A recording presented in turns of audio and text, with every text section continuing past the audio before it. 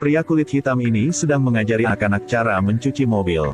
Tiba-tiba, mobil polisi berhenti di depannya. Polisi turun dari mobil dan membawanya pergi.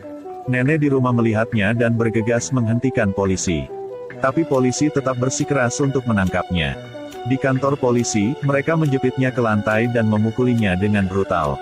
Ketika tangan mereka lelah, mereka terus memukulnya dengan buku. Pria kulit hitam itu dipaksa mengaku oleh polisi. Dalam sekejap mata, 8 tahun telah berlalu. Neneknya menemukan seorang profesor bernama Paul. Dia mengatakan kepadanya bahwa keponakannya Bobby salah dituduh dan dikirim ke penjara, sekarang menghadapi hukuman mati. Hanya karena mereka didiskriminasi karena warna kulit mereka, jadi dia meminta bantuan profesor. Paul mengatakan bahwa dia bukan lagi seorang pengacara dan menolak untuk membantunya. Nenek mengambil surat yang ditulis Bobby untuknya, menyuruhnya membukanya. Setelah membaca, Paul masih menolaknya. Dia pikir dia hanya seorang profesor sekarang. Dia tidak bekerja sebagai pengacara selama 25 tahun terakhir. Tapi yang dibutuhkan Bobby saat ini adalah pengacara profesional, bukan profesor. Nenek sangat kecewa dan harus mencari orang lain untuk membantukannya.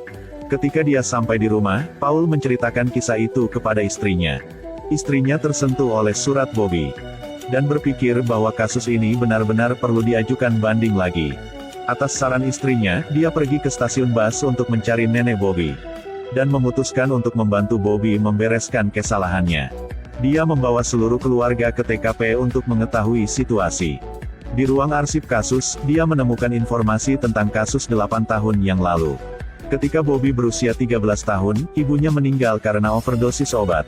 Setelah itu, dia selalu tinggal bersama neneknya. Catatan akademiknya sangat baik dan luar biasa. Dia bahkan menerima beasiswa penuh dari Universitas Comel. Tanggal 4 Maret tahun 1986. Seorang gadis kecil kulit putih diculik. Beberapa hari kemudian, polisi menemukan tubuhnya di rawa. Setelah itu, Paul pergi ke penjara untuk menemui Bobby. Matanya dipenuhi harapan ketika dia melihat Paul. Dia menceritakan proses disiksa dan dipukuli secara brutal.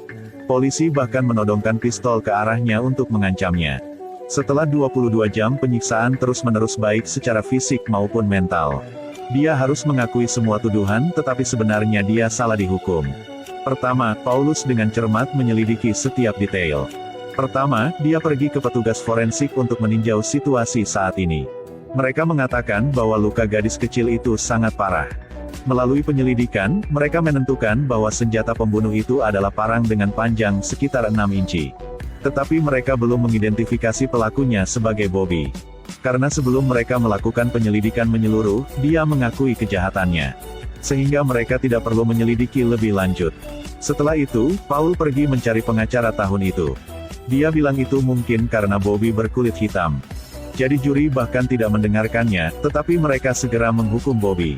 Dia juga melakukan yang terbaik. Awalnya dia mengira Bobby hanya membutuhkan 25 tahun penjara. Namun orang-orang di seluruh kota ingin membalas dendam pada gadis itu. Sehingga hakim menyetujui kehendak rakyat dan Bobby dijatuhi hukuman mati. Selanjutnya, Paul pergi ke sekolah gadis yang dibunuh tahun itu untuk mencari seorang guru untuk menjadi saksi. Hari itu, sekitar pukul 3.10. Semua orang hampir pulang. Aku melihat gadis kecil itu duduk di bawah pohon. Sedang berlari melewati sebuah mobil dan tiba-tiba berbalik. Seperti seseorang di dalam mobil memanggilnya. Jadi gadis itu berbalik. Sebelum gadis kecil naik mobil.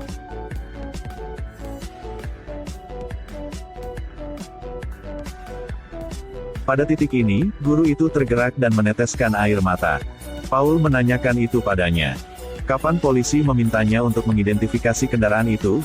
Dia berkata mereka tidak memintanya untuk mengidentifikasi mobil tapi mereka memberinya foto. Paulus terkejut. Dia bahkan lebih yakin bahwa ada yang salah dengan kasus ini. Ketika dia pergi, ada mobil yang menunggunya, itu adalah serif kota.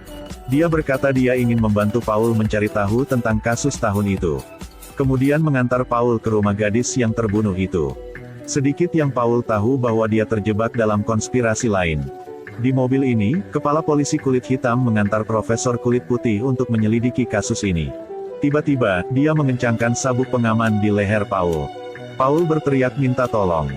Tapi lehernya dicelik begitu kencang sehingga dia tidak bisa bernapas sehingga dia tidak bisa melakukan apa-apa. Mobil itu melaju ke tepi hutan. Pada saat ini, Sheriff melepaskan tangannya. Paul sangat marah.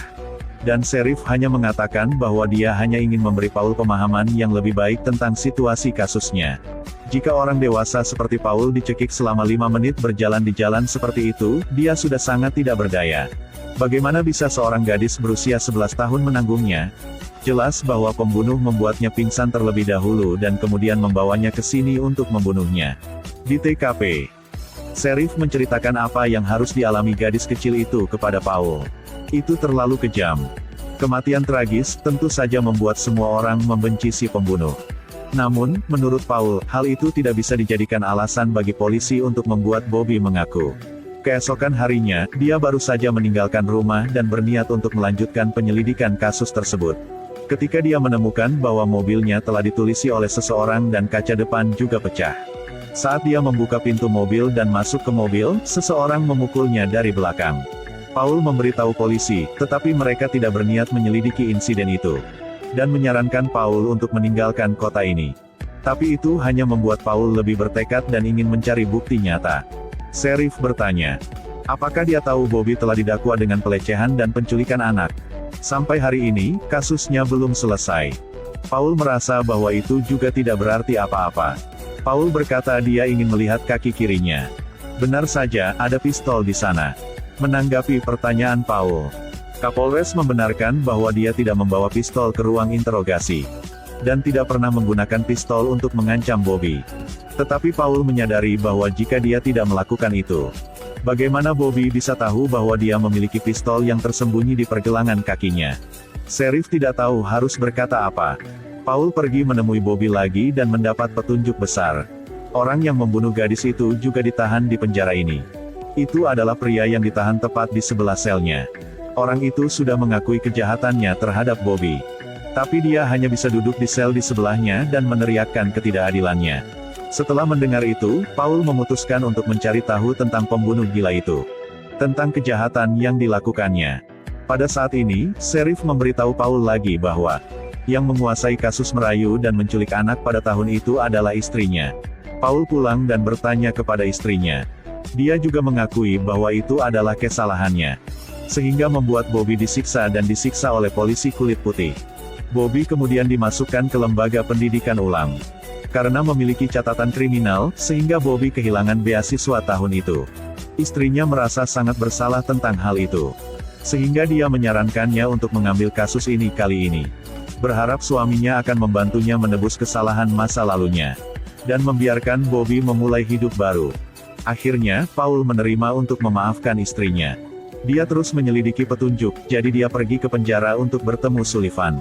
Tapi kata-katanya yang gila tidak membantu Paul. Ketika Paul hendak pergi, dia memberitahu Paul di mana senjata pembunuh itu disembunyikan. Paul datang untuk mencari Sheriff dan ingin dia pergi bersamanya untuk menemukan senjata pembunuh. Di rumahnya, Paul secara tidak sengaja menemukan bahwa gadis yang terbunuh itu berteman baik dengan putrinya. Dia juga menganggap gadis ini sebagai putrinya sendiri. Paul mengira dia menyalahgunakan posisinya, jadi dia memfitnah Bobby dan mengirim Bobby ke penjara. Setelah itu, mereka berdua pergi ke tempat yang dikatakan Sullivan. Benar saja, mereka menemukan senjata pembunuh. Paul bersukacita dan berteriak. Dia juga menemukan bahwa mobil Sullivan sama persis dengan yang mengantar korban tahun itu. Itu berarti mobil yang dilihat guru itu adalah mobil Sullivan. Paul terus membaca surat-surat yang dia kirimkan kepada korban. Dan menemukan petunjuk penting lagi. Isi surat itu menulis ulang proses pembunuhan gadis kecil itu. Itu juga berarti bahwa dia sendiri mengakui kesalahannya melalui surat ini. Di pengadilan, berkat bukti yang cukup meyakinkan, Bobby dibenarkan dan dibebaskan. Di luar pengadilan, dia datang untuk berterima kasih kepada Paul dan istrinya. Tiba-tiba, Sheriff menghentikannya. Kau menipu mereka, bukan? Kamu bahkan bisa menipu seorang profesor di Universitas Harvard. Tapi kau tidak bisa menipuku. Aku akan mengawasimu. Ngerti?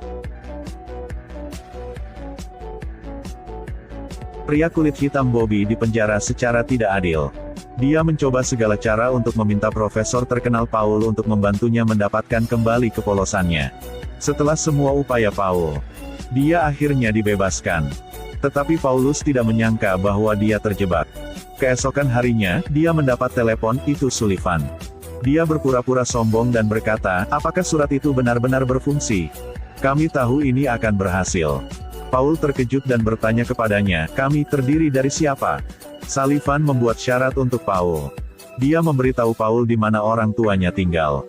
Setelah Paul mengunjungi orang tuanya, dia akan mengatakan siapa mereka itu.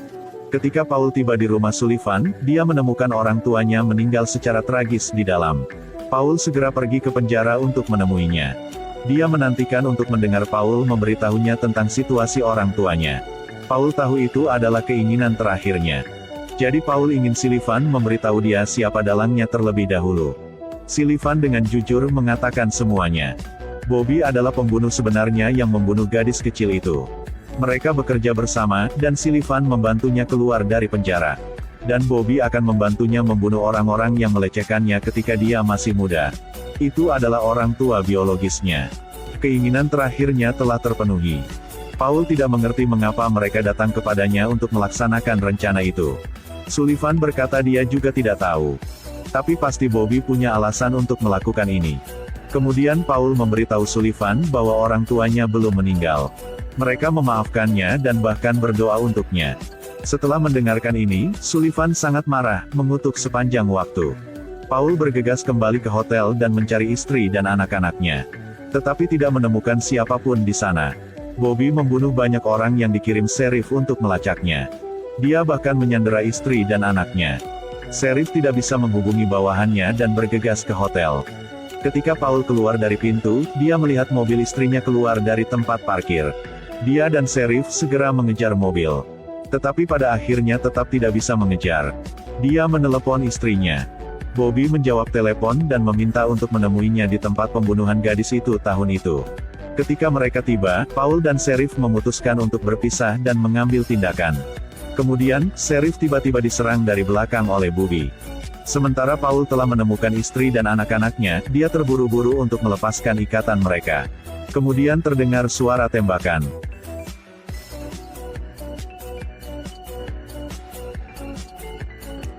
Dia mempercepat untuk melepaskan ikatan istri dan anak-anaknya. Tapi Bobby kembali dan menendangnya ke tanah. Dia memberitahu Paulus tujuan tindakannya. Bukannya dia ingin menargetkan Paul tetapi untuk membalas dendam pada istri Paul. Kasus tahun itu, dia harus menginap di kantor polisi satu malam lagi karena dia. Malam itu, dia tidak hanya dipukuli secara brutal, tetapi juga dikebiri. Kehilangan harga diri seorang pria membuatnya sengsara. Setelah mengatakan itu, Bobby berniat untuk membunuh istri Paul terlebih dahulu. Paul dengan cepat mengeluarkan tape recorder dan mengatakan bahwa Sullivan masih hidup. Orang tuanya masih hidup. Hal itu membuat Bobby tiba-tiba menjadi bingung. Pada saat itu, Sheriff tiba-tiba muncul dari belakang dan mengalahkan Bobby. Paul mengambil kesempatan untuk mengambil pisau dan menusuk tubuh Bobby. Mereka bertiga jatuh ke danau bersama-sama. Buaya di danau mencium bau darah dan perlahan berenang ke arah mereka. Itu memakan daging Bobby. Cerita berakhir di sini, saya hanya ingin mengatakan bahwa tanpa prasangka dari satu sisi dalam hidup, mungkin Bobby tidak akan disiksa secara brutal. Hanya karena dia ditahan di kantor polisi selama 1 malam. Dia tidak akan melanggar hukum karenanya. Maka dalam hidup, kita harus mengurangi prasangka. Meningkatkan rasa saling menghormati dan toleransi, maka hidup akan menjadi lebih baik.